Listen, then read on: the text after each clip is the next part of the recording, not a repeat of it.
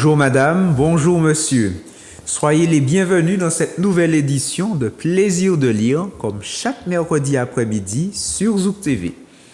Et comme chaque mercredi après-midi, j'ai l'occasion de recevoir parfois un ou des amoureux de la lecture. Cet après-midi, ce sera une amoureuse de la lecture, une très grande amoureuse de la lecture. Donc, nous nous tournons tout de suite, nous disons bonsoir à Marie-Laurence Delors, voilà. Eh bien, bonsoir à vous qui nous écoutez, les mamies, les jeunes, et les mamans, et les papis, et les papas. Et puis bonjour à Ludovic, et puis à Madame Montlouis, qui nous assiste bien gentiment tous les mercredis.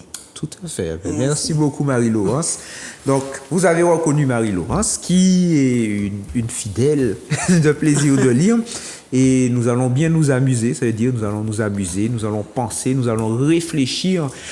Et donc, on va rentrer dans le vif du sujet sans tarder. Alors, Marie-Laurence, de quoi vas-tu nous parler aujourd'hui? Alors, on va parler de L'étranger de Camus, mais avant, je voulais dire deux petites choses. La première chose, c'est, les élèves de terminale ont commencé leurs épreuves. Et ils étaient très stressés ce matin. Mais bon, au retour, ils se sont bien débrouillés, alors je leur dis bravo. Et puis, du bon courage pour la suite, parce qu'il y a d'autres épreuves. Et puis, les équipes pédagogiques, je leur souhaite vraiment du courage, parce qu'il y a beaucoup de boulot. Donc, mais on est là pour ça, et pour faire réussir nos jeunes. Et donc, malgré les difficultés, donc, on aura à se soutenir, et puis à faire au mieux, de façon à permettre aux jeunes Martiniquais de réussir leurs épreuves du bac, puisque la prochaine épreuve écrite vraiment, c'est le 15 juin, c'est la philo, donc Plaisir de lire, on fera quelques distinctions parce qu'il faut le faire, donc ça me permet de rentrer dans les à côté, à savoir que nous sommes au mois de mai. Le mois de mai, c'est un mois d'histoire pour nous, d'accord? Et très souvent, on fait la confusion entre histoire et mémoire. La mémoire, c'est pas l'histoire. Il y a la mémoire individuelle qui est la conservation d'un passé individuel. Comme toute mémoire, elle est sélective. Donc, quand on parle de devoir de mémoire, c'est pas la même chose que devoir d'histoire. La mémoire est sélective. Elle va sélectionner en fonction de nos intérêts. À la limite, il y a autant de mémoire collective que de peuple. La mémoire n'a rien d'objectif. Au contraire, elle est relative. Alors, certains vont privilégier tel aspect que tel autre. Et c'est pourquoi l'historien Pierre Noah peut dire, par exemple, que la mémoire est affective, magique. Elle ne s'intéresse pas aux détails. Par contre, l'histoire, c'est un véritable savoir. Un savoir que l'on reconstruit à partir des éléments passés. Donc, il y a une objectivité de l'histoire. Ce qui n'est pas le cas de la mémoire. La mémoire ne peut pas être objective. Elle est subjective puisqu'elle varie selon les individus, selon les catégories sociales, etc. Il n'y a qu'à voir dans une famille, certains vont retenir tel aspect de l'éducation qu'ils ont reçu. Tu te rappelles? Non, je ne me rappelle pas. L'autre va rappeler. C'est ça la mémoire. Donc, on comprend pourquoi il y a toujours des conflits de mémoire. Par contre, l'histoire, ce n'est pas le lieu de conflit subjectif, c'est le lieu de confrontation et de débat. C'est différent. Le débat, il y a l'esprit critique. Donc, c'est important de dire qu'il y a un devoir d'histoire et pas un devoir de mémoire. Si on veut fédérer le peuple martiniquais, c'est autour d'un devoir d'histoire. L'histoire met tout à plat, y compris ce que nous n'avons pas envie de parler. Donc, c'est pourquoi l'histoire, c'est une science, pas la mémoire. Alors, la deuxième distinction que je voudrais faire, c'est la distinction entre vengeance et justice. La vengeance, c'est pas la justice. Dans la vengeance, c'est œil pour œil, dent pour dent. Ou prends ça fait moins, manque à prendre. Il n'y a rien à voir avec la justice. La justice est intimement liée au droit. Se faire justice soi-même, c'est pas la justice. Ça, je dis, c'est la vengeance. Et la vengeance, elle est éternelle. Elle ne s'arrête pas. Donc, réclamer justice, c'est pas la même chose que réclamer vengeance. Parce que même à la mort de celui qui nous a fait du mal, on veut du mal à sa descendance et à tout. Exterminer. Il n'y a qu'à voir dans la mafia. Quand il décime le dernier. Et jusqu'au dernier, celui qui a décimé n'est toujours pas tranquille. Donc, il n'y a pas de vie collective quand on est sur le territoire de la vengeance. La justice est inséparable du droit. Et le droit doit respecter l'humanité, parce que le bourreau a une humanité, donc respecter l'humain, respecter la liberté et respecter l'égalité. Et se faire justice, c'est pas la justice. C'est un juge qui décide. Autrement dit, c'est un tiers. Parce que si ce sont les familles qui ont été endeuillées, il n'y a pas. Ces personnes ne peuvent pas faire justice. Donc, ce sont ces deux éléments que je voudrais vous faire part parce que quand on est dans des luttes, on oublie que la vengeance, c'est pas la justice. Et c'est important que pour penser, il faut savoir de quoi l'on parle. C'est pourquoi j'ai tenu à faire cette distinction entre vengeance et puis justice et devoir de mémoire, devoir d'histoire. Et je vais terminer par la distinction entre la liberté véritable et l'indépendance. La liberté, c'est pas l'indépendance. L'indépendance, c'est faire ce qu'on veut sans limite. Sinon que la limite que nous impose notre propre corps. Et encore. Donc, quand je dis que être libre, c'est faire ce qu'on veut sans limite, ça veut dire que j'empiète sur la liberté du voisin. La véritable liberté est toujours limitée et encadrée. Que des adultes ne puissent pas le concevoir, je trouve ça grave. Parce que c'est notre devoir d'éducation de protéger les jeunes. Et protéger les jeunes, c'est leur fixer des limites. Leur dire, non, tiens, là non, je te dis non. Je t'ai donné un devoir, j'autorise un jour, mais ne me demande pas une semaine, parce qu'il y a celui qui a déposé. Attends, qu'est-ce que je fais? On rompt l'égalité dans ce cas-là, puisque je n'ajoute pas un point ni ne retire un point. Donc, résultat du compte, le principe d'égalité est rompu. La véritable liberté, elle est toujours en situation, dit Sartre. On n'a jamais une liberté absolue, dans la mesure où c'est dans des situations que la liberté s'effectue. Une liberté en temps d'épidémie, c'est pas une liberté sans épidémie. Donc, la liberté tient compte de la situation. Donc, c'est toujours l'obéissance à la loi sur laquelle une majorité s'est exprimée. Pas tout, il n'y a pas l'unanimité. Bien sûr. Sinon, on n'aura pas de loi. S'il faut qu'il y ait unanimité, l'année scolaire, par exemple, sur le règlement intérieur, on n'aura pas de règlement intérieur. Si on cherche l'unanimité, non, c'est la majorité. Et donc, voilà. Donc, j'ai estimé qu'il fallait faire ces distinctions, puisque réfléchir, c'est savoir de quoi l'on parle. Et j'ai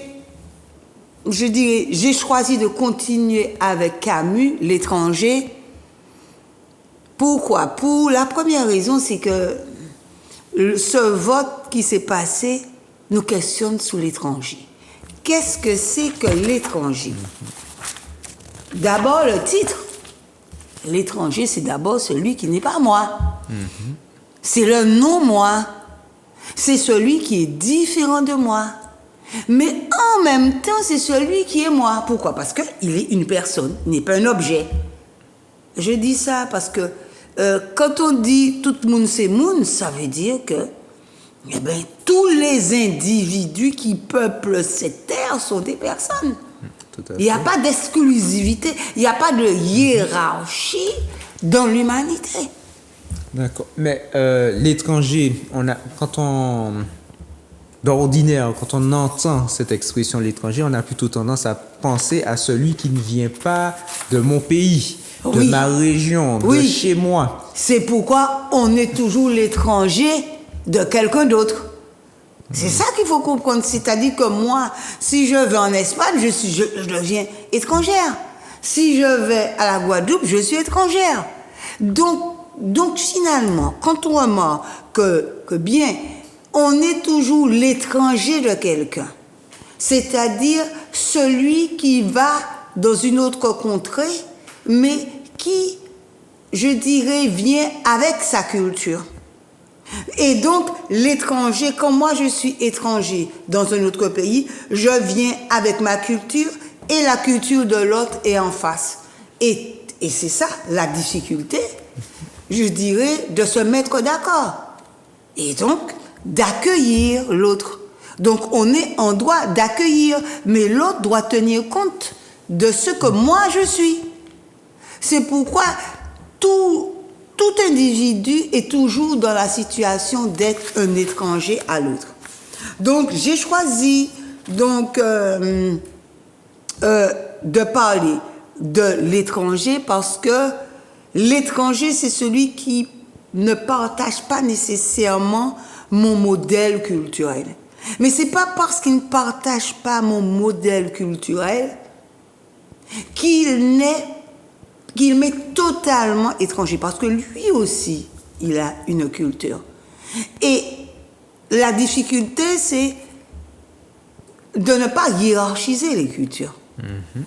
Et Lévi-Strauss disait que toute culture a tendance à être ethnocentrique, c'est-à-dire à valoriser ses manières de penser, ses manières d'être, au détriment de l'autre. Donc, il n'y a pas que les impérialistes, colonialistes qui sont ethnocentriques. Faut quand même rester juste dans l'analyse. C'est-à-dire que c'est le propre de tout être humain et de toute culture d'être ethnocentrique, c'est-à-dire de valoriser à outrance sa culture par rapport à l'autre, sa cuisine par rapport à l'autre, sa religion par rapport à l'autre. D'accord? Tant que la religion reste dans la sphère privée. Donc, quand on est étranger, on devient un marginal, c'est-à-dire un hybride culturel. C'est celui qui vient déranger l'ordre des choses et parfois même imposer. On croit qu'il impose. C'est de là que naîtront racisme et xénophobie. Parce que justement, l'autre vient troubler les choses. Notre ordre, c'est comme si on est chez soi et puis il y a quelqu'un qu'on accueille et puis bon, la personne ne fait pas attention que c'est propre, c'est bien rangé, puis dépose n'importe quel dépose sur la table son sac, alors qu'elle lui a pu demander, excuse-moi, mais le sac, je le dépose où? Mais c'est à nous de dire, donne-moi ton sac. Donc, il y a cette tentation toujours à différencier, séparer et ne pas regarder dans l'étranger celui qui nous ressemble. Parce que en réalité, qu'est-ce que l'étranger sinon le moi, comme moi, une personne qui a une raison, une culture, mais aussi des différences. Mais je ne vais pas valoriser et rendre les différences comme un absolu. À partir du moment où on va radicaliser les différences, on va dire que l'autre est si différent de moi que il pas même qu'à son moins, chien moins péni plus valeur qui, puisque moi j'attends moun dit ça. Donc pour dire qu'on peut arriver à défigurer l'autre. Et là, c'est pas une question de couleur de peau. Il y a du racisme entre noirs et noirs, noirs et blancs, blancs et blancs. Ukrainiens, russe. Ben oui. Ouais. Donc...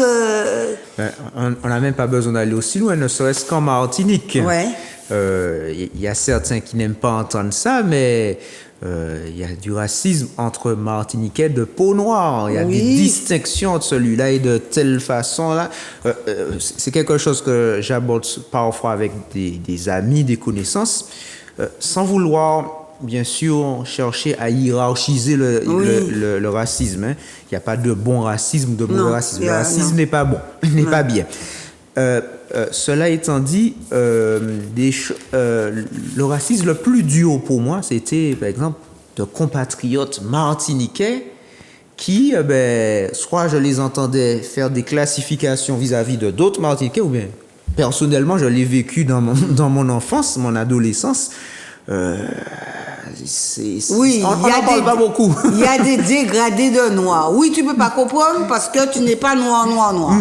J'ai déjà eu ces observations. Il y a des choses comme ça. Tu ne peux pas comprendre. Dans les deux sens, aussi bien de ceux qui ont la peau claire, la peau foncée. Oui, tout à fait. Il y a du racisme chez nous, entre nous. Oui. Et donc, à partir du moment où on comprend que ce qui est en jeu dans le racisme, c'est le rapport qu'on a entre l'autre. Parce que, en réalité, le moi, c'est l'autre moi-même. C'est-à-dire qu'à partir du moment où on considère le moi comme quelque chose d'isolé, quelque chose de particulier, singulier, sans rapport avec l'autre conscience, eh bien justement, alors naîtront racisme et xénophobie, c'est-à-dire la peur de l'étranger. Parce que, je répète, il faut qu'on arrive à se vivre comme un moi et se considérer comme un soi-même. Ce soi-même est comme un autre. Nous sommes habités par la figure de l'autre. Que nous portons en nous l'autre. Il n'y a pas un moi isolé, exalté, singulier, absolu et qui n'est pas en relation avec d'autres moi. Sinon, il n'y a pas d'humanité. Parce que c'est l'autre qui me reconnaît comme humain. Et dans ma différence, dans ma singularité, mais dans notre ressemblance. Parce que qu'est-ce que l'autre sinon que le même que moi? Le même que moi, mais en même temps différent. Et c'est cette synthèse-là qui, je dirais, que nous devons sans cesse travailler. Donc, cela sous-entend de ne pas avoir peur de se remettre en question, questionner notre fonctionnement, nos habitudes. Oui, et puis bien concevoir que l'identité, c'est-à-dire le fait d'être soi-même, n'exclut pas l'autre. L'identité n'est jamais fermée. Ça ne repose pas sur la race.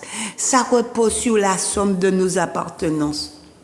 Et donc, j'appartiens à un milieu social, j'appartiens à un milieu culturel, une zone géographique, etc.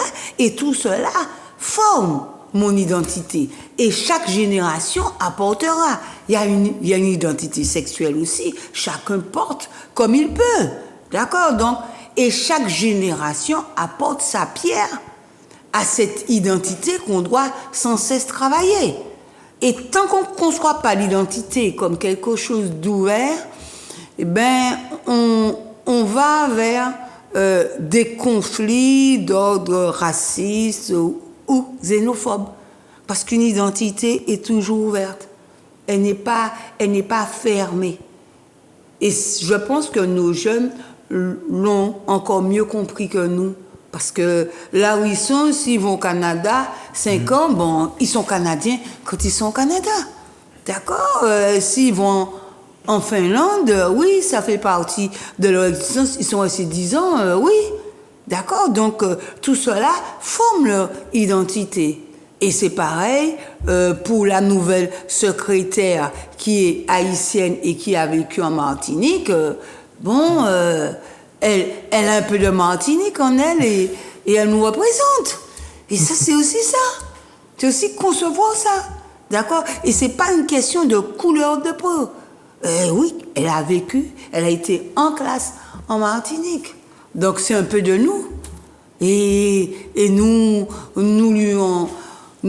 en sommes grés à cette dame. Alors, l'étranger dans le roman de Camus s'appelle Meursault. Alors, Meursault, c'est le personnage principal. Et donc, on va dire que si on peut faire un jeu de mots, on dit qu'il est Meursault, S-O-T. D'accord? Pourquoi? Parce que à la fin du roman, il est condamné à mort par rapport à son indifférence. Alors, rapidement, qu'est-ce qui se passe? L'histoire, c'est le récit d'un homme qui perd sa mère au départ, d'accord? Il perd sa mère et il a ces mots assez particuliers. Aujourd'hui, maman est morte. Ou peut-être hier, je ne sais pas. J'ai reçu un télégramme de l'asile mère décédée. Enterrement demain, sentiment distingué. Cela ne veut rien dire. C'était peut-être hier. Et donc, bon voilà. Donc, il reçoit ça. Et donc, il a beaucoup de distance vis-à-vis de ça. Puisque le lendemain, il va au cinéma. Il a une relation amoureuse avec une ancienne collègue. Et donc, il continue sa vie comme si sa mère... elle est morte, voilà. Il y a quelque chose qui peut être choquant dans son attitude, choquant parce que le héros semble absent de tout ce qui l'entoure, indifférent au monde. Et ça déstabilise le lecteur. Quelqu'un qui aime sa famille et qui, je dirais, adhère à ce milieu familial, quand il prend ce roman, il y a de quoi interpeller, d'accord? Et puis, il est étranger au jeu social. Il n'a pas d'enfant, il n'a pas de famille. Il ne s'attache pas particulièrement à Marie, la femme qu'il rencontre. Et donc, il ne respecte pas les conventions sociales. Parce que cette femme, il la rencontre et tout de suite, il a une relation. Voilà. Il n'y a pas de convention. Et donc, il préfère, on va dire, aux conventions qui sont hypocrites, il préfère la vérité. Et ça va lui jouer un mauvais tour. Parce que les gens qui sont cash et qui disent clairement... Oui, que ça, je m'en fous. Le plus souvent, ils sont mal vus. On préfère les gens qui pleurent, même si les pleurs ne sont pas sincères. D'accord? Parce que ça peut arriver qu'on a souffert tellement d'un individu après tant d'années de mariage que sa mort nous laisse indifférents, mais surtout pas le dire. Surtout pas le dire parce que sinon je serais perçue comme mauvaise. Et mauvaise chrétienne ou mauvaise personne, tout simplement. Donc il faut cacher ça. Et donc, et lui, Meursault, donc il met de côté toutes ces conventions et il refuse de rentrer dans le rôle du fils qui perd sa mère, qui représente tout. Il refuse ce rôle. Refuse totalement. Et il ne se donne pas la peine de ressentir quoi que ce soit. En fait, Meursault est étranger aux hommes. Non seulement il est étranger aux conventions, non seulement il est étranger et indifférent à tout ce qui l'entoure, mais encore il est étranger aux autres hommes. Ça ne veut pas dire qu'il les rejette. Ça veut dire qu'il les ignore totalement. C'est-à-dire qu'il ne voit pas la raison. S'il n'y a pas de raison de t'adresser la parole, pourquoi je vais faire l'effort? Ni de te dire bonjour, ni de te regarder. Je suis dans mon monde. Donc tu es là, tu occupes une place, bon, c'est tout. Donc, il n'y a pas de notion en fait d'attachement ou bien de création de liens, non. de liens, non. de relations. Non. Et en fait, il essaie d'une certaine façon de vivre en vase clos. En fait, même pas vase clos, mais il est il est présent physiquement, mais oui. son esprit, sa perception des choses, oui. il est seul dans son monde. Oui. C'est-à-dire que, voilà, il est bien dans ce monde, mais ce monde lui est étranger. Les codes de vie, ça l'intéresse pas. C'est-à-dire qu'il a construit ses propres codes.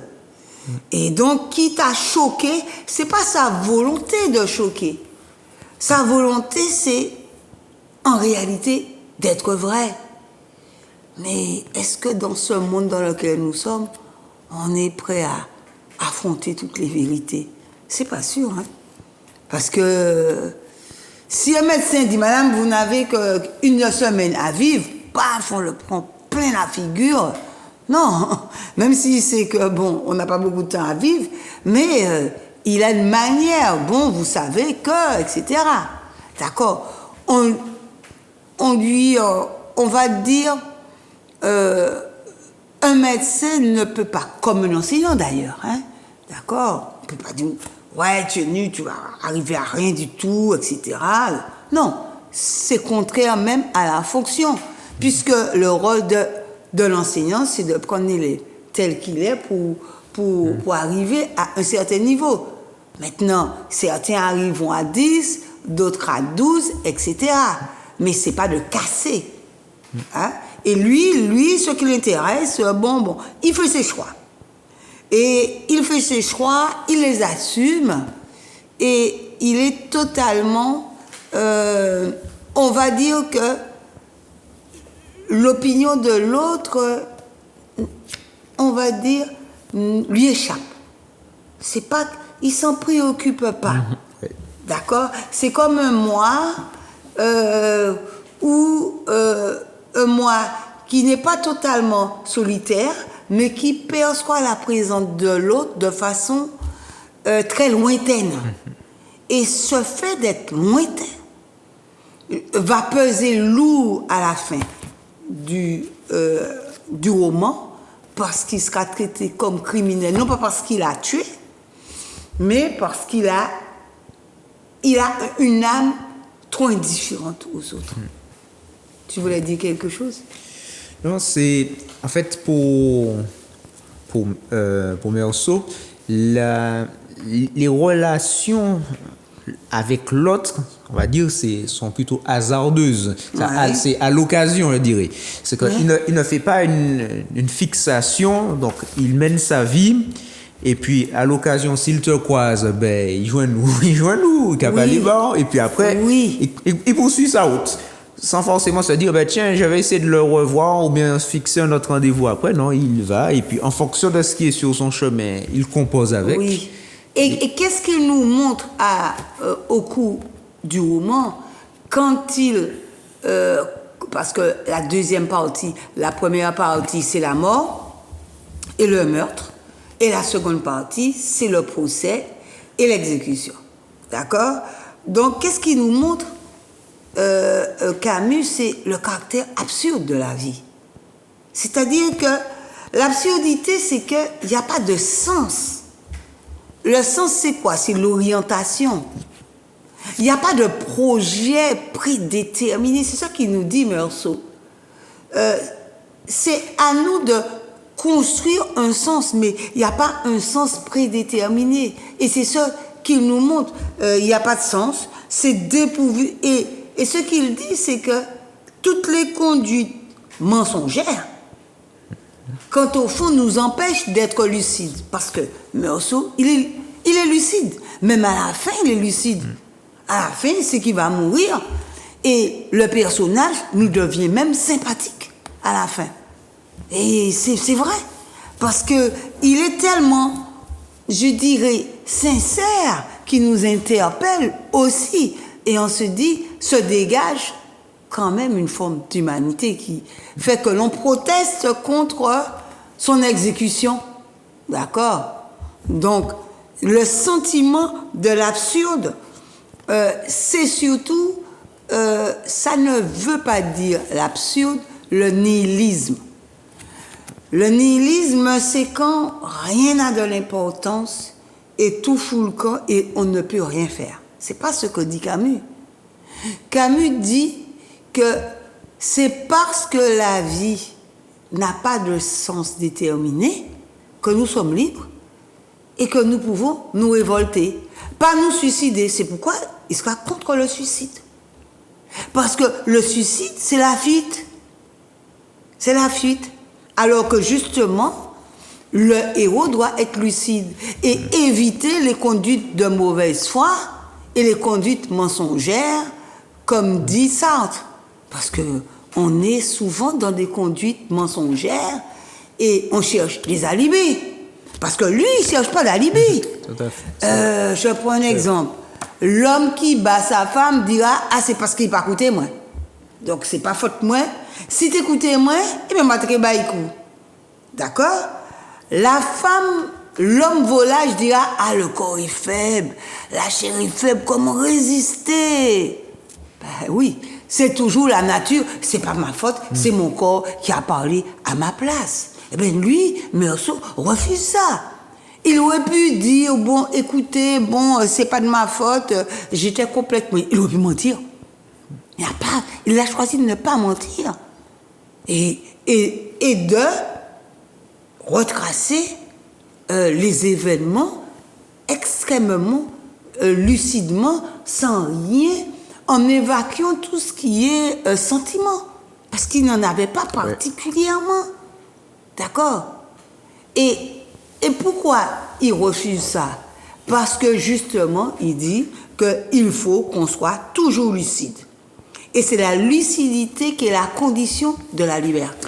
Mais comment tu expliquerais ou définirais la lucidité? La lucidité, c'est ne pas se mentir à soi-même. C'est-à-dire, l'homme volage qui se ment à lui-même et qui dit que la chair est faible, il se ment à lui-même. Parce que, en réalité, tu peux lutter contre les impulsions du corps. Ben non, tu ne peux pas être soumis à ton corps quand même. À un moment donné, tu peux te dire, bon, ben non, mon corps, c'est vrai qu'il parle, mais moi aussi, je réfléchis à ce que mon corps, je lui autorise. Est-ce que j'autorise mon corps à faire cela? Non pas que la conscience soit supérieure, mais la conscience accompagne ce corps. Il n'y a pas un corps autonome et puis, bon, il décide, il se met en action, etc. Non. Donc, ça qui nous permet de revenir sur la notion de responsabilité et de liberté. Oui. De faire les choix, le discernement, toutes ces choses-là. C'est ça. C'est-à-dire que être lucide, c'est ne pas être dans des conduites alibi de mauvaise foi. D'accord? Et c'est facile, hein? Ah, madame, c'est parce que vous ne l'avez pas dit. Ah, ouais, c'est ça. Vous ne l'avez pas écrit. Ah, madame, il fallait le dire. Alors qu'on l'a dit, hein? Donc, sans cesse, nous sommes dans des conduites de mauvaise foi qui nous privent de la liberté. Autrement dit, tant que je vais dire que c'est le professeur qui ne m'aime pas, qui me met un 4, qui me met un 5, ben, je ne suis pas dans la liberté. Imaginons qu'un professeur, pendant toute l'année, pour X raisons, parce que je n'exclus pas ça, hein, bon, mais c'est pas le fait de la majorité. De profs, bon, mais à un moment donné, tu te dis, bon, ben oui, tu me mets 8, mais moi, à l'examen, j'aurai 13, 14. Donc moi, je travaille, je réapprends et je me réapproprie de ma liberté. Et si on veut prendre un autre exemple, sans trop s'éloigner, dans le traumatisme, on a le choix entre se soumettre au traumatisme ou bien encore lutter. Ben, c'est ce qui s'appelle la résilience, d'accord, tel que Boris Cyrulnik, nous l'apprend par exemple. C'est-à-dire, lutter, c'est retrouver une forme de liberté intérieure. Je ne suis pas ma maladie, je ne m'identifie pas à mon handicap, par exemple. Je ne me définis pas par mon handicap. Parce que si je me définis par mon handicap, je me prive de la liberté de faire, quand on regarde les Jeux paralympiques, vous voyez des gens qui font des performances extraordinaires. Oui, bien sûr. D'accord? Donc, pour nous dire quoi? Eh bien, qu'on a toujours une forme de liberté. Alors, donc, on va continuer sur ce sentiment de l'absurde. Donc, l'absurde, c'est pas le renoncement. L'absurde, c'est justement l'engagement à lutter. L'engagement à lutter pour retrouver une forme de liberté. Alors, cette forme de liberté, par exemple, l'auteur du moins Meursault, nous l'indique dans la deuxième partie de L'étranger, il dit la chose suivante, d'accord.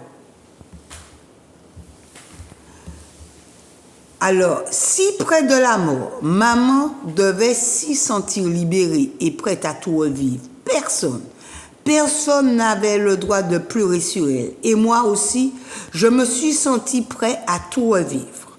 Comme si cette grande colère m'avait purgé du mal, vidé d'espoir devant cette nuit chargée d'étoiles, je m'ouvrais pour la première fois à la tendre indifférence du monde, de l'éprouver si pareil à moi, si fraternel. J'ai senti que j'avais été heureux et que je l'étais encore. Pour que tout soit consommé, pour que je me sente moins seul, il me restait à souhaiter qu'il y ait beaucoup de spectateurs le jour de mon exécution. Autrement dit, et qu'il m'accueille avec des cris de haine. Autrement dit, même à la fin, quand il dit ça, Meursault, en réalité, il se rapproche de l'autre.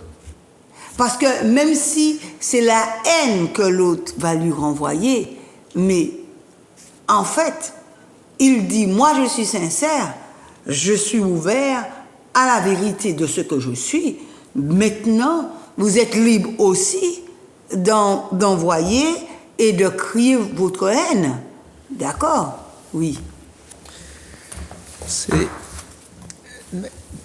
En fait, comme tu avais dit tout à l'heure, à la fin du livre, on se rend compte qu'il y a de l'humanité. Puisque au premier abord, on est forcément frappé par l'indifférence. L'indifférence, on se dit, mais ce gars-là, il est humain, il n'a pas de sentiments, c'est un rock. Oui. Et puis, finalement, puisque à la fin, il parle même de colère. Oui. Donc, s'il y a colère, c'est que il y a une réaction par rapport à une situation, il y a quelque chose, il y a une émotion. Et en fait, quand je ne vais pas dire qu'on a de la sympathie pour lui, mais presque. Ça dit que c'est bien ça. Au fur et à mesure, dans la lecture, autant on pourrait se dire, mais ce garçon n'est pas humain. Non, on n'a pas de bons sentiments au début en lisant. Et puis à la fin, on se rapproche de lui. Je ne sais pas si c'est peut-être par la lecture, on apprend à mieux le connaître, à mieux comprendre. Et pour élargir, est-ce que c'est pas un petit peu la même chose avec les personnes autour de nous? Par exemple, il y a peut-être des personnes qui, peut-être par habitude ou parce qu'on n'avait pas appris à mieux les connaître, on aurait peut-être jeté une étiquette sur une telle personne, elle est comme ça, elle est perdue, on ne peut rien. Et puis, au fur et à mesure, peut-être, à force de côtoyer la personne, ça peut peut-être prendre du temps, un long processus, des années. On se dit, mais finalement, il y a une facette que je n'avais pas perçue. Oui, tout à fait. Et c'est ce qui nous arrive pour le personnage. Parce que dans la deuxième partie du roman, où on examine les raisons qui expliquent la mort, parce qu'il donne la mort à quelqu'un qui ne connaît pas particulièrement, et il n'est pas en capacité d'expliquer le meurtre. Parce qu'il n'y a rien de plus tragique et d'absurde, parce qu'il va sur la plage, et puis il a envie de repartir. Puisqu'il a pris le pistolet et puis il tire sans expliquer pourquoi. Et c'est pourquoi le procureur conclut que le lendemain de la mort de sa femme, cet homme prenait des bains, commençait une liaison irrégulière et allait voir un film. Et les propos sont accablants. J'accuse cet homme d'avoir enterré sa mère avec un cœur de criminel. Autrement dit, le procureur l'accuse d'indifférence et il l'accuse d'être un monstre. C'est ça. Le mot, il est dans le roman. Un monstre, c'est-à-dire que quelque chose qui a à voir avec le monstre interroge notre identité d'être humain. C'est ça, c'est-à-dire que Meursault interroge notre identité. Qu'est-ce que c'est qu'être homme lucide dans une vie qui n'a pas de sens préalable? C'est ça qui nous interpelle en réalité. Ce qu'il nous dit, c'est que aujourd'hui, nous avons à nous interroger sur ce qu'est la vie humaine. Que la condition humaine n'est pas une condition donnée à l'avance. Ouais. Et que la lucidité et la liberté n'est pas donnée. On a à travailler. Et à travailler et cette lucidité et cette identité. C'est ça qu'il nous dit à la fin du roman. Et on peut dire une chose très importante, c'est que quand on regarde la société aujourd'hui, et comme tu le disais si bien, apparaît comme absurde et vide de sens. C'est pourquoi il faut donner du sens. Comme il faut donner du sens aux élections, au vote. C'est pas interroger simplement les gens comme ça, mais quel sens donner à ça? Parce que ça a un sens. Et donc, qu'est-ce qu'elle dit, cette élection de notre société? Et Meursault, qu'est-ce qu'il nous dit de nous-mêmes? Parce que on a beau dire que Meursault, c'est un monstre manquant d'empathie et totalement indifférent, mais Meursault, c'est aussi cet autre qui nous habite. Hein? Oui. C'est ça. Ben, en fait, compte le Meursault qui est un étranger, c'est un peu de nous. Oui, et c'est l'autre. On se rend compte qu'on est un étranger. Oui. On est toujours l'étranger de soi-même et l'étranger de l'autre. Parce qu'en réalité, parfois, on se dit, mais pourquoi on agit comme ça? Les cyniques, c'est ça aussi. Parce qu'il est cynique aussi dans sa manière d'être. On fait preuve d'un total cynisme aussi. Je ne dirai pas le mot en créole, mais les gens sauront. En tout cas, merci beaucoup Marie-Laurence. Merci pour, comme je vous l'avais dit, elle allait nous faire réfléchir. Et c'est vrai que ce qui est passionnant dans ce livre, l'étranger, donc déjà le regard qu'on a, la perception que nous avons sur le personnage principal. Et en fait, quand l'étranger, on n'aurait jamais pu penser, mais l'étranger, c'est pas forcément l'autre. L'étranger, ça peut être nous, étranger à nos valeurs, étranger à notre condition, étranger. Et que le vivre ensemble, c'est jamais quelque chose de donné, c'est quelque chose qu'il faut construire tout le temps. Le vivre ensemble, c'est quelque chose qu'il faut construire tout le temps. C'est jamais donné. Donc, il y a du travail à faire tant qu'on respire. Et peu importe l'âge. En tout cas, merci Marie-Laurence, merci beaucoup. En tout cas, si comme Marie-Laurence, vous souhaitez nous présenter un livre, un coup de cœur, ce sera avec un très grand plaisir. Donc, il suffit de composer le numéro qui s'affiche, à savoir le 06 96 19 41 13. Et puis, ce sera avec un grand plaisir que nous allons vous recevoir sur le plateau de Plaisir de lire. Donc, Marie-Laurence, merci. Oui. Merci. Il n'y a pas de quoi, c'est moi qui vous remercie, toute l'équipe. Et puis, toutes celles et ceux qui nous écoutent et puis que je rencontre et qui me font poursuivre la discussion sur le bonheur qui a plu, je sais. Moi, j'ai eu du retour, donc voilà. Mais soyons heureux. Le bonheur continue, c'est un processus. Okay. Nous vous souhaitons un bon après-midi sur notre chaîne et puis nous vous donnons rendez-vous à très bientôt pour une prochaine édition de Plaisir de lire et nous vous disons à très bientôt.